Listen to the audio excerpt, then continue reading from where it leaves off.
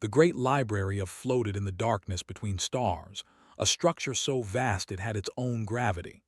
Inside its crystalline halls, philosophers from a dozen species studied the mysteries of the universe. They had solved questions that would make human scientists weep with joy.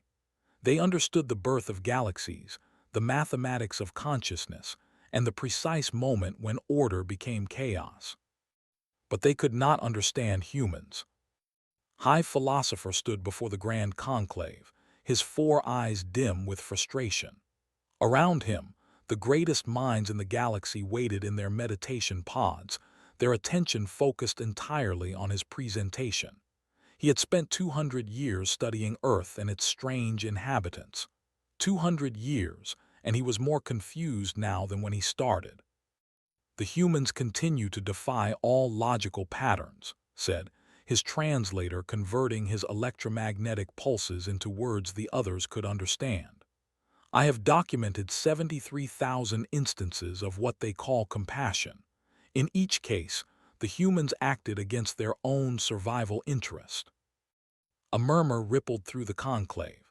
They prided themselves on understanding behavior through mathematics. Every species in the known galaxy followed predictable patterns. Strong individuals dominated weak ones. Resources flowed to those who could take them. Groups cooperated when mutual benefit was clear and abandoned each other when it was not. These were universal laws, as reliable as physics. Humans broke every single one.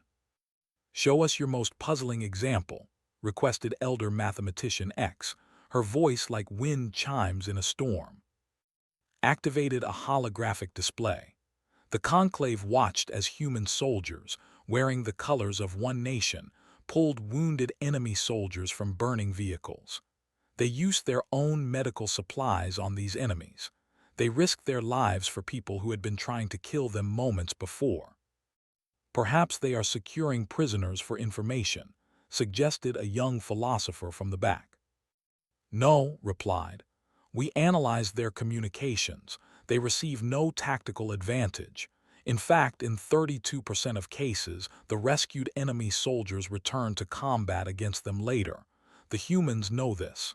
They do it anyway." He showed another scene. Humans spending enormous resources to save species going extinct, animals they had never seen and would never benefit from.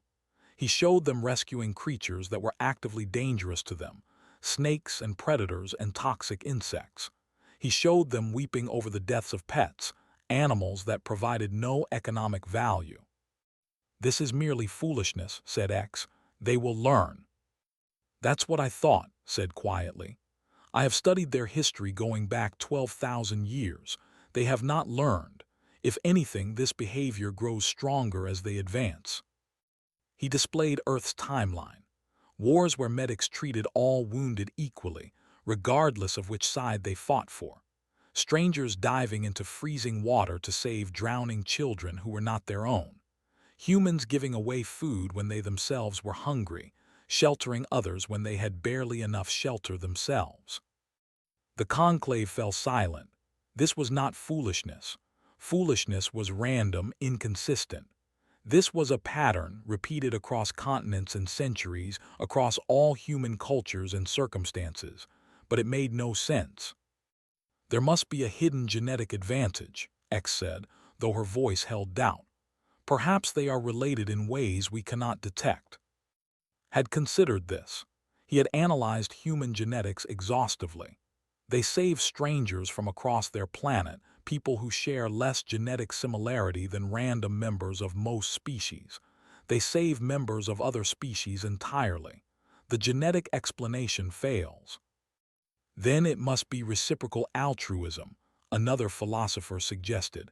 "They help others expecting help in return." "I examined 10,000 cases," replied. "In 91%, there was no possibility of reciprocation. They helped the dying who would never recover. They helped strangers they would never meet again. They helped creatures that could not understand the concept of debt." He showed them something that had troubled him for months. A human named who had risked her life 2,500 times to save children during something humans called the Holocaust. She gained nothing. Many of the children never knew her name. She did it because, in her words, she saw a need. This is a statistical anomaly, X insisted. One individual's aberrant behavior showed them 10 more humans like, then 100, then 1,000. People who had given everything for strangers across all of human history. It was not an anomaly. It was a pattern so strong it seemed to be part of their species' identity. I propose a hypothesis, said. Humans suffer from a widespread neurological condition that causes them to misidentify threats and kin. They perceive all suffering as their suffering, all strangers as their family. It is a defect in their threat assessment systems. The conclave considered this. It made sense. It explained the behavior without requiring them to abandon their understanding of how evolution worked. A species-wide perceptual disorder was unusual but possible. If this is true, X said slowly, then natural selection will eliminate it. Species that waste resources on non-kin do not survive. We should observe this trait diminishing as their civilization advances. But shook his head. I have studied their trajectory for 800 cycles. The trait is not diminishing. If anything, their circle of compassion expands. First, they extended it to all humans, then to animals, then to plants, then to their entire planet's ecosystem. Their latest philosophical movements consider the rights of artificial intelligences they have not yet created. This troubled the conclave deeply. It violated fundamental principles. Evolution punished wasteful behavior. Species that gave resources to competitors were outcompeted. This was universal. How could humans survive, let alone thrive, while acting this way? They must be eliminated, said a harsh voice from the military observer section. They will contaminate other species with their defect. No, said firmly. We are philosophers, not executioners. Besides, contamination appears impossible. We exposed 3 test populations to human media and philosophy. None adopted their behavior patterns. Whatever causes human compassion, it is not transmissible. Then what do you propose? X asked. His eyes brightened with the excitement of a new experiment. I propose we observe them more closely. The humans are expanding into their solar system. Soon they will attempt interstellar travel. We position a research vessel near their planet and watch. We document their civilization over several generations. If my hypothesis is correct, we will witness natural selection finally correcting this defect. The compassionate humans will be outcompeted by more rational ones. The trait will fade. We will have documented the end of evolution's strangest mistake. The conclave debated for 3 days. Some wanted to intervene to cure humanity of its condition. Others wanted to quarantine them to prevent any possibility of cultural contamination. But's proposal had merit. It was scientific. It would answer questions that had puzzled them for centuries. Finally, X spoke for the conclave. We approve your proposal. Take the research vessel Infinite Question. Observe the humans. Document the extinction of their compassion defect. Prove to us that the universe still makes sense. Bowed, his form shimmering with satisfaction. He would solve this mystery. He would watch human compassion fade as evolutionary pressure mounted. He would prove that no species could survive by caring too much. He had no idea how wrong he was. The Infinite Question departed the Great Library 3 cycles later, carrying and 20 other researchers. They positioned themselves beyond Neptune, far enough to remain undetected by human instruments, close enough to observe everything. Their sensors could read a book from 1,000,000 kilometers away, decrypt communications, and map every human settlement in the solar system. They watched, they documented, they waited for compassion to die. 47 cycles passed. The humans continued to confuse them. Had filled 300,000 data crystals with observations. None of them made sense. Human civilization had not collapsed under the weight of its compassion. It had flourished. Their technology advanced rapidly. They built stations on their moon, then Mars, then the asteroid belt. They solved problems that should have destroyed them: climate change and resource scarcity and dozens of near-extinction events. And through it all, the compassion remained. It grew stronger. The researchers watched humans risk everything to save a single trapped miner on an asteroid. They watched them spend billions to cure diseases that affected only thousands. They watched them beam messages into space, hopping to contact alien life, never considering that those aliens might be hostile. "They are children," declared X during one of their regular reports back to the library. "They will learn fear when the universe shows them its teeth." But was no longer certain. He had begun to notice something strange in the data.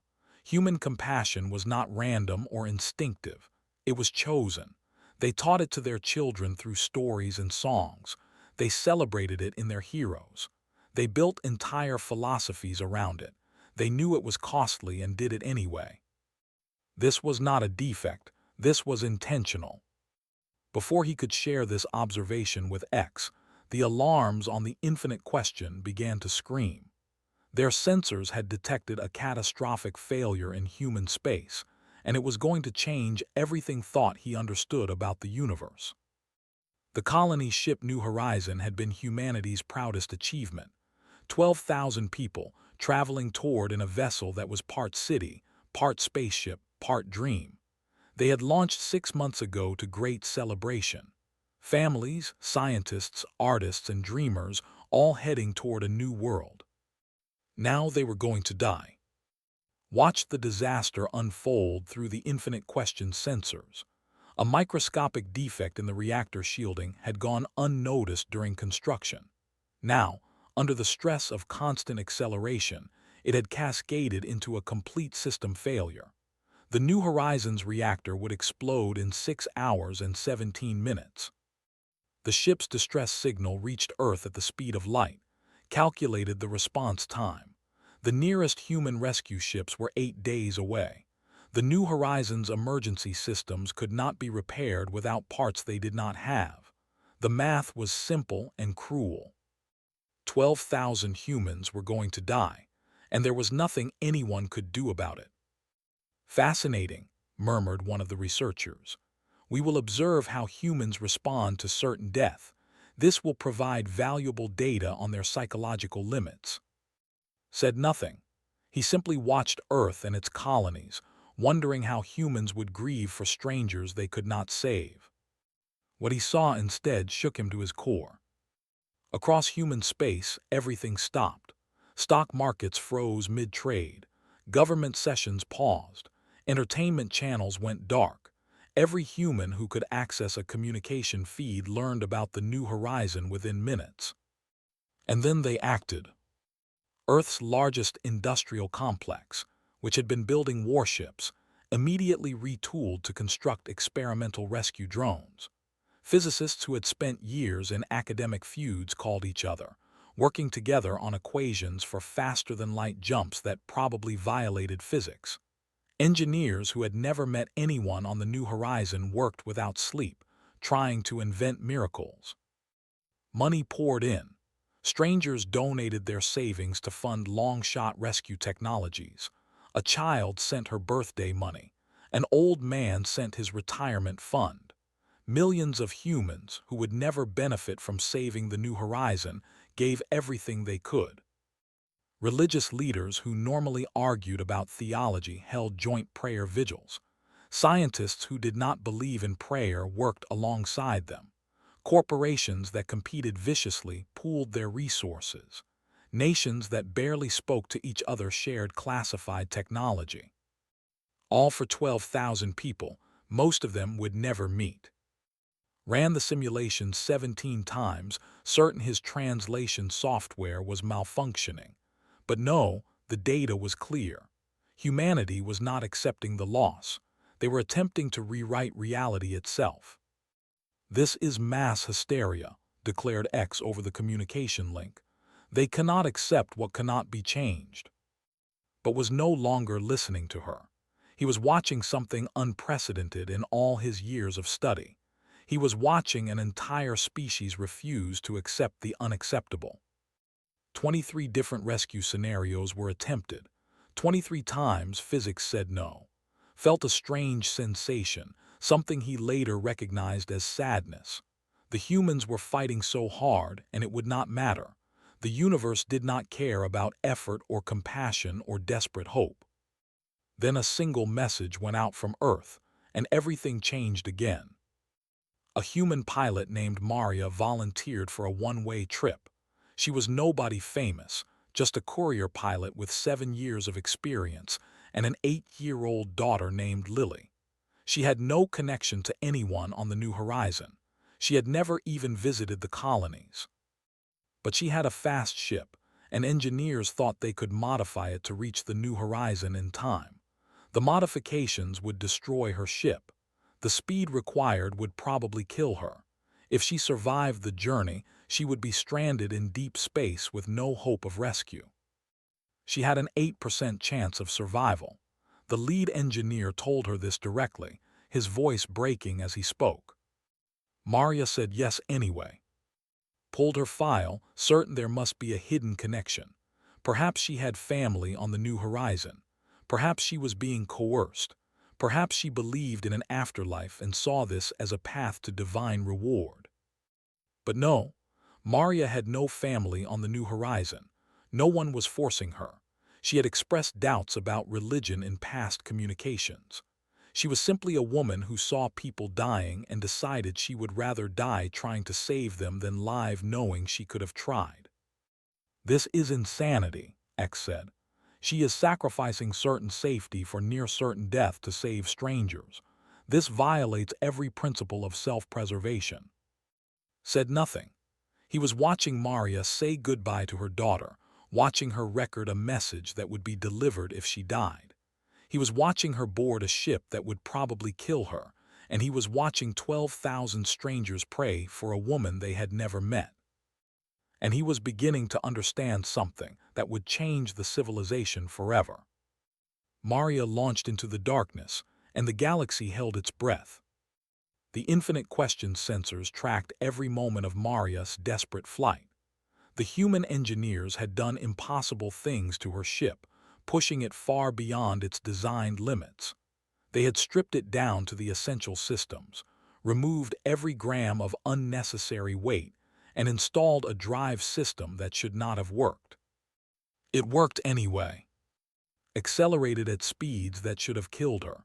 The researchers watched her vital signs spike and crash as the G-forces crushed her against her seat. She blacked out twice. Each time, automated systems woke her with stimulants that were slowly destroying her body. She did not care. She kept flying. Found himself leaning forward in his observation pod, watching with an intensity that surprised him. This was not scientific detachment. This was something else, something he had no name for. She will fail, X said over the communication link. Even if she reaches the ship, the repair matrix is untested. It probably will not work. Probably, repeated quietly, but not certainly. The hours stretched. On Earth and in the colonies, billions of humans watched the same data feeds they were watching. They saw a ship straining, saw her life signs deteriorating, saw the impossible distance she had to cross. They could do nothing but watch and hope. Analyzed human communication traffic during this time. He expected to find acceptance, preparation for grief. Instead, he found something else. Humans were telling each other stories about Maria. They were making her into a legend before she was even dead or saved. They were teaching their children her name. They were deciding, collectively, that she represented something important about who they wanted to be. They are creating a myth, one of the researchers observed, a narrative to cope with meaningless loss. But shook his head. No, they are defining themselves. They are choosing what human means. Ship reached the New Horizon with 42 minutes to spare. Her ship was dying. Multiple systems had failed. Her oxygen was at critical levels. She was bleeding internally from the G-forces, but she had made it. The watched as she maneuvered her broken ship alongside the massive colony vessel. Watched as she transmitted the repair matrix, the untested technology that might save 12,000 lives. Watched as human engineers on the New Horizon, exhausted and terrified, implemented her instructions with shaking hands. It worked. Against all probability, against all reasonable expectation, it worked. The New Horizons reactor stabilized. The explosion was averted. 12,000 people who had been dead were suddenly alive. The researchers made sounds of amazement in their various languages. It was remarkable. It was unprecedented. It was wonderful. Then the full scope of the situation became clear, and felt that strange sensation again, that sadness that he was only beginning to understand. Maria was stranded. Her ship had no life support, no propulsion, no functioning systems beyond basic communication. She had 16 minutes of oxygen left in her suit. The New Horizon could not reach her in time. Earth's ships were still 8 days away. She had saved 12,000 people, and now she was going to die alone in the dark. Prepared to observe how humans dealt with heroic sacrifice, with tragic necessity, with the cold mathematics of survival. Surely now they would be rational. Surely now they would understand that one cannot save everyone. The New Horizon turned around. "No," X said over the communication link. "No, this is irrational. Their reactor is barely stable. They risk everything by maneuvering. They should continue to their destination and mourn her as a hero."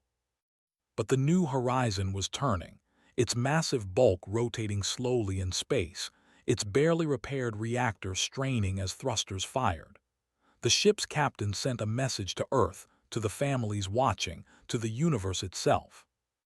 "Maria gave us our lives," the captain said. "We're going to give her hers back." What followed was 73 hours of the most desperate engineering had ever witnessed. All 12,000 people on the New Horizon became part of the rescue effort. Scientists collaborated with mechanics. Children donated their food rations to extend supplies. A 90-year-old grandmother solved a critical docking equation that had stumped the senior engineers. They stripped their ship of non-essential systems, violating a dozen safety protocols. They jury-rigged solutions that should not have worked. They pushed their damaged reactor to limits that made the engineers weep with fear. They risked everything, all 12,000 of them, for one person. One person who had saved them, yes, but one person who they owed nothing to. One person whose death would be heroic and understandable and completely acceptable by any rational standard. The humans did not care about rational standards.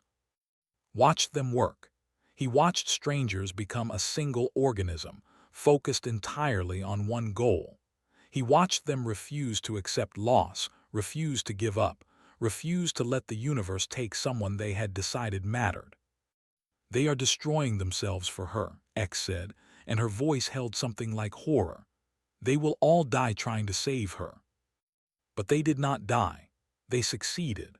With 16 minutes of oxygen remaining in Maria's suit, the New Horizon matched velocity with her dying ship. With 12 minutes left, they established a docking connection. With 7 minutes left, they pulled her aboard. The message that went out from the New Horizon was simple: "We have her. Maria is safe." Across human space, billions of people who had never met Maria or anyone on the New Horizon began to cry.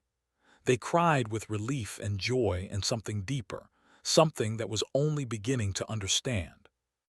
They were crying because they had proven something to themselves. They had proven that humans did not abandon each other, that no one was expendable, that compassion was not a weakness to be eliminated but a strength to be celebrated. Aboard the Infinite Question, High Philosopher experienced something unprecedented in his 400-year life. His carefully constructed understanding of the universe was crumbling.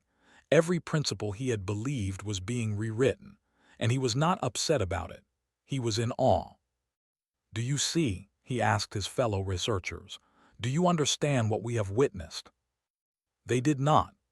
They were still trying to fit human behavior into frameworks that could not contain it, still trying to find the hidden advantage, the secret benefit, the logical explanation.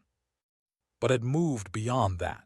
He had spent 200 years studying humans, and in these 73 hours he had finally learned the lesson they had been trying to teach him. He began to compose his report to the Grand Conclave, and as he did, he felt something else unprecedented. He felt humility. He felt the weight of centuries of certainty dissolving into wonder. They had spent believing they understood the universe. They had mapped the stars, decoded the mathematics of reality, and believed themselves wise. But they had been asking the wrong questions, seeking the wrong answers, missing the most important truth of all. Humans were not defective. They were not broken or irrational or doomed to extinction. They were something they had never encountered before, something they had not believed possible. Humans had decided that survival was not enough. They had looked at the cold equations of evolution and said, no, we will not accept this. They had chosen to be more than their biology demanded, more than evolution required, more than the universe expected. They had chosen compassion, knowing it was costly, knowing it was dangerous, knowing it the fundamental laws of survival. They had chosen it anyway, generation after generation, billions of individuals each making the same choice, building a civilization not on competition but on care. And they had thrived. Against all probability, against all logical prediction, they had survived and grown and reached for the stars, not despite their compassion but because of it. Finished his report and transmitted it to the great library. It was the shortest report he had ever written, but it was the most important.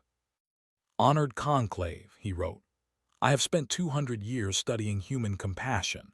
I believed it was a defect, a mistake of evolution that would be corrected. I was wrong. Human compassion is not a bug in their system. It is the system itself. They have built a civilization on the principle that suffering matters, that strangers are worth saving, that the strong should protect the weak not because it benefits them, but because they have decided that is what strength is for. We spent trying to comprehend the depth of human compassion, seeking to understand it through our existing frameworks. But we were asking the wrong question.